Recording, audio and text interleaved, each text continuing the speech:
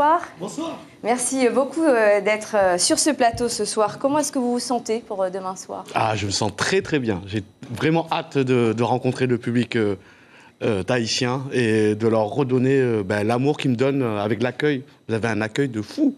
Vous dites qu'on a d'abord ri à vos dépens et que vous vous en êtes servi pour faire rire. Comment est-ce qu'on fait pour inverser les rôles finalement et surtout pour que le public rie avec vous et non plus de vous? C'est juste la loi des choses en fait. C'est les questions-réponses. Tu te rends compte que les gens, quand ils se moquent de toi, ils utilisent la bêtise. Sois plus intelligent qu'eux et montre-leur à quel point ils sont bêtes. Vous improvisez, vous faites du one-man show et vous racontez beaucoup de clichés sur les Chinois du genre? On dit que les Chinois en ont une toute petite, et c'est vrai. Vous regardez sur le plan économique, on a niqué le monde entier et personne n'a rien senti. C'est pas mal. Vous n'hésitez pas à faire de l'humour autour des attentats. Vous pensez qu'il n'y a pas de limite au rire. Exemple concret avec l'homophobie, c'est sans filet. On regarde tout de suite pour avoir une idée de votre style. En Chine, c'est ultra tabou l'homosexualité. Les homosexuels ne sortent qu'une fois dans l'année, pendant le Nouvel An, cachés sous le dragon rouge. Ah ah ah, bonne année, bonne année. En fait, moi je comprends pas l'homophobie.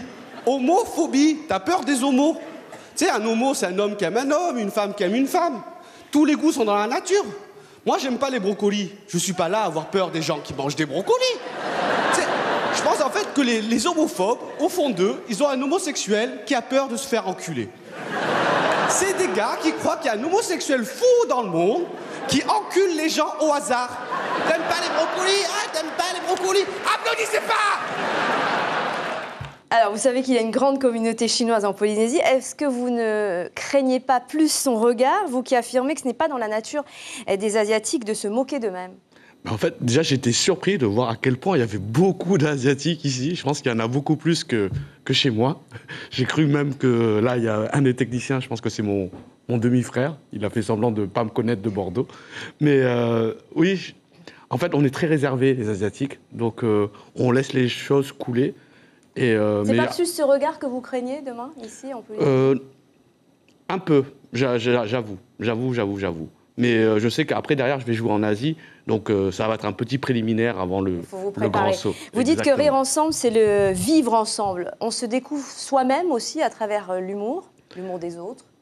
C'est quand on rit ensemble, en fait, on se rend compte qu'on a un point commun. On a un instant qu'on partage ensemble, toi et moi, la personne à côté de toi.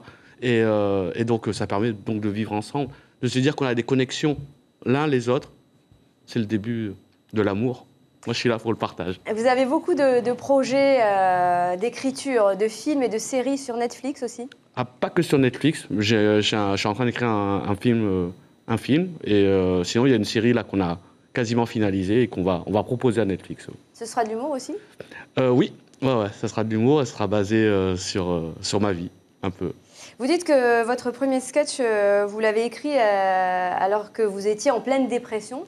C'est possible d'être drôle quand on est triste? Je pense que c'est même la base, en fait. C'est quand tu es triste, tu trouves la force pour te relever, de te rendre compte que c'est pas si grave que ça, en fait. Rendre dérisoire les choses, ça les permet de mieux les accepter. Tu vois, moi, j'ai mon grand frère qui est tétraplégique. Rire avec lui de son handicap, ça nous a permis à tous les deux de rendre plus léger la vie. Voilà. Ça nous permettra à tous de rendre plus légère la nôtre. Merci beaucoup d'avoir accepté notre invitation. Ce soir, je rappelle que vous serez demain soir à l'Intercontinental. Merci Bounaïmin d'avoir été notre invité. Au revoir, Nana. Vous la